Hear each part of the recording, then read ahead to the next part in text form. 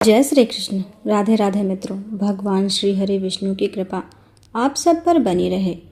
आज के इस वीडियो में आप श्रीमद् भागवत महापुराण की प्रथम स्कंद के 6ठे अध्याय का श्रवण करेंगे। श्री सूत जी कहते हैं, सौनक जी, देवर्षि नारद के जन्म और साधन की बात सुनकर सत्यवती नंदन भगवान श्री व्यास जी ने उनसे फिर यह प्रश्न किया। श्री व्यास जी ने पूछा, नारद जी, जब आपको ज्ञानोपदेश करने वाले महात्मा गण चले गए तब आपने क्या किया? उस समय तो आपकी अवस्था बहुत छोटी थी। स्वयंभू आपकी शेष आयु किस प्रकार व्यतीत हुई और मृत्यु के समय आपने किस विधि से अपने शरीर का परित्याग किया? देवर्षि, काल तो सभी वस्तुओं को नष्ट कर देता है। उसने आपके इस पूर्व कल्प की स्मृति का कैसे नाश नहीं किया? श्री नारद जी ने कहा, मुझे ज्ञानोपदेश करने वाले महात्मागण जब चले गए तब मैंने इस प्रकार अपना जीवन व्यतीत किया। यद्यपि उस समय मेरी अवस्था बहुत छोटी थी। मैं अपनी माँ का इकलौता लड़का था। एक तो वह स्त्री थी, दूसरे मूढ़ और तीसरे दासी थी। मुझे भी उसके सिवा और कोई सहारा नहीं था। उसने अपने को मेरे स्नेह पास से जकड़ रखा था। वह मेरे योगक्षेम की चिंता तो बहुत करती थी, परंतु पराधीन होने के कारण कुछ कर नहीं पाती थी।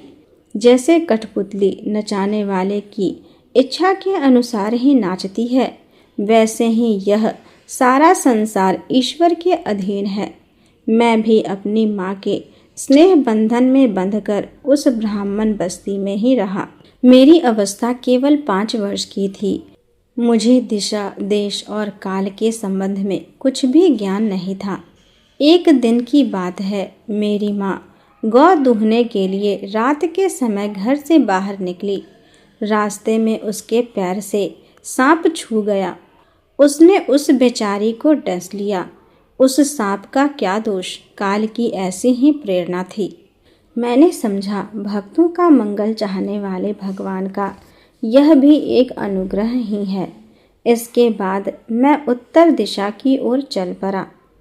उस ओर मार्ग में मुझे अनेकों धन धान्य से संपन्न देश, नगर, गांव, अहीरों की चलती फिरती बस्तियां, खाने खेरे, नदी और पर्वतों के तटवर्ती पड़ाव, वाटिकाएं, वन उपवन और रंग बिरंगी धातुओं से युक्त विचित्र पर्वत दिखाई पड़े। कहीं कहीं जंगली वृक्ष थे जिनकी बड़ी बड़ी शाखाएं हाथियों ने तोड़ डाली थी। शीतल जल से भरे हुए जलाशय थे जिनमें देवताओं के काम में आने वाले कमल थे। उन पर पक्षी तरह तरह की बोली बोल रहे थे और भौरे मंडरा रहे थे। यह सब देखता हुआ मैं आगे बढ़ा। मैं अकेला ही था। इतना लंबा मार्ग तय करने पर मैंने एक घोर गहन जंगल देखा। उसमें नरकट, बांस, सेंठा, कूस, कीचक आदि खड़े थे। उसकी लंबाई चौड़ाई भी बहुत थी और वह सांप, उल्लू, सियार आदि भयंकर जीवों का घर हो गया था। देखने में बड़ा भयावना लगता था। चलते चलते मेरा शरीर और इंद्रियां शिथिल हो गईं। मुझे बड़े जोर की प्यास लगी। भूखा तो मैं था ही। वहाँ एक नदी मिली। उसके कुंड में मैंने स्नान, जलपान और आचमन किया। इससे मेरी थकावट मिट गई। उस विजन वन में एक पीपल के नीचे आसन लगाकर मैं बैठ गया। उन महात्माओं से जैसा मैंने सुना था, हृदय में रहने वाले परमात्मा के उस स्वरूप का मैं मन ही मन ध्यान करने लगा। भक्ति भाव से वशीकृत चित्त द्वारा भगवान के चरण कमलों का ध्यान करते ही भगवत प्राप्ति की उत्कट लालसा से मेरे नेत्रों में आंसू छलछला आए और हृदय में धीरे धीरे भगवान प्रकट हो गए। व्यास जी, उस समय प्रेम भाव के अत्यंत उद्रेक से मेरा रोम रोम पुलकित हो उठा। हृदय अत्यंत शांत और शीतल हो गया। उस आनंद की बाढ़ में मैं ऐसा डूब गया कि मुझे अपना और ध्येय वस्तु का तनिक भी भान न रहा। भगवान का वह अनिर्वचनीय रूप समस्त शोकों का नाश करने वाला और मन के लिए अत्यंत लुभावना था। सहसा उसे न देख मैं बहुत ही विकल हो गया और अनमनासा होकर आसन से उठ खड़ा हुआ। मैंने उस स्वरूप का दर्शन फिर करना चाहा, किंतु मन को हृदय में समाहित करके बार बार दर्शन की चेष्टा करने पर भी मैं उसे नहीं देख सका। मैं अतृप्त के समान आतुर हो उठा। इस प्रकार निर्जन वन में मुझे प्रयत्न करते देख स्वयं भगवान ने, जो वाणी के विषय नहीं है, बड़ी गंभीर और मधुर वाणी से मेरे शोक को शांत करते हुए कहा, खेद है कि इस जन्म में तुम मेरा दर्शन नहीं कर सकोगे। जिसकी वासनाएं पूर्णतया शांत नहीं हो गई हैं, उन अधकचरे योगियों को मेरा दर्शन अत्यंत दुर्लभ है। निष्पाप बालक, तुम्हारे हृदय में मुझे प्राप्त करने की लालसा जागृत करने के लिए ही मैंने एक बार तुम्हें अपने रूप की झलक दिखाई है।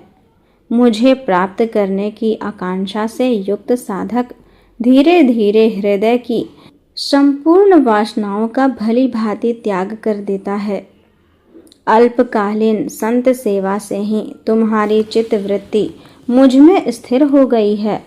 अब तुम इस प्राकृत मालिन शरीर को छोड़कर मेरे पाशर्द हो जाओगे। मुझे प्राप्त करने का तुम्हारा यह दृढ़ निश्चय कभी किसी प्रकार नहीं टूटेगा। समस्त सृष्टि का प्रलय हो जाने पर भी मेरी कृपा से तुम्हें मेरी स्मृति बनी रहेगी। आकाश के समान अव्यक्त सर्वशक्तिमान महान परमात्मा इतना कहकर चुप हो रहे। उनकी इस कृपा का अनुभव करके मैंने उन श्रेष्ठों से भी श्रेष्ठतर भगवान को सिर झुकाकर प्रणाम किया। तभी से मैं लज्जा संकोच छोड़कर भगवान के अत्यंत रहस्यमय और मंगलमय मधुर नामों और लीलाओं का कीर्तन और स्मरण करने लगा। स्पृहा और मद मत्सर मेरे हृदय से पहले ही निवृत्त हो चुके थे। अब मैं आनंद से काल की प्रतीक्षा करता हुआ पृथ्वी पर विचरने लगा।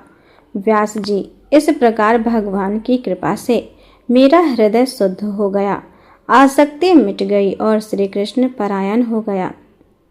कुछ समय बाद जैसे एकाएक बिजली कौंध जाती है, वैसे ही अपने समय पर मेरी मृत्यु आ गई।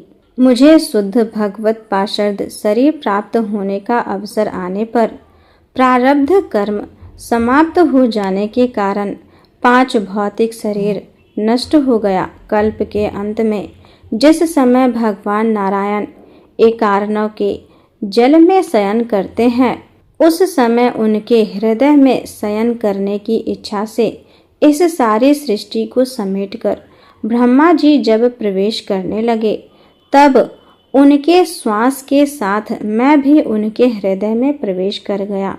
1 सहस्त्र चतुर्युगी बीत जाने पर जब ब्रह्मा जगे और उन्होंने सृष्टि करने की इच्छा की, तब उनकी इंद्रियों से मरीचि आदि ऋषियों के साथ मैं भी प्रकट हो गया।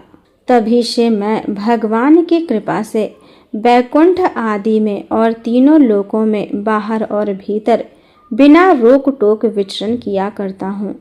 मेरे जीवन का व्रत भगवत भजन अखंड रूप से चलता रहता है। भगवान की दी हुई इस स्वर ब्रह्म से विभूषित वीणा पर तान छोड़कर मैं उनकी लीलाओं का गान करता हुआ सारे संसार में विचरता हूँ। जब मैं उनकी लीलाओं का गान करने लगता हूँ, तब वे प्रभु, जिनके चरण कमल समस्त तीर्थों के उद्गम स्थान है और जिनका यशोगान मुझे बहुत ही प्रिय लगता है, बुलाए हुए की भांति तुरंत मेरे हृदय में आकर दर्शन दे देते हैं। जिन लोगों का चित्त निरंतर विषय भोगों की कामना से आतुर हो रहा है, उनके लिए भगवान की लीलाओं का कीर्तन संसार सागर से पार जाने का जहाज है। यह मेरा अपना अनुभव है। काम और लोभ की चोट से बार बार घायल हुआ हृदय श्री कृष्ण सेवा से जैसी प्रत्यक्ष शांति का अनुभव करता है, यम नियम आदि योग मार्गों से वैसी शांति नहीं मिल सकती।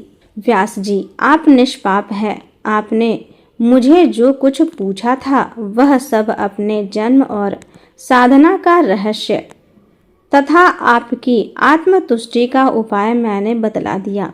श्री सूत जी कहते हैं, सौनक आदि ऋषियों देवर्षि नारद ने व्यास जी से इस प्रकार कहकर जाने की अनुमति ली और वीणा बजाते हुए स्वच्छंद विचरण करने के लिए वे चल पड़े। ये देवर्षि नारद धन्य है, क्योंकि ये सांग्रपाणि भगवान की कीर्ति को अपनी वीणा पर गा गा कर स्वयं तो आनंद मग्न होते ही हैं, साथ साथ स्त्री ताप तप्त जगत को भी आनंदित करते रहते हैं। इस प्रकार श्रीमद् भागवत महापुराण में प्रथम स्कंध में 6ठा अध्याय पूर्ण हुआ। आगे की कथा सुनने के लिए मेरे वीडियो को लाइक करें, अपने दोस्तों के साथ शेयर करें तथा मेरे चैनल को सब्सक्राइब करें। धन्यवाद।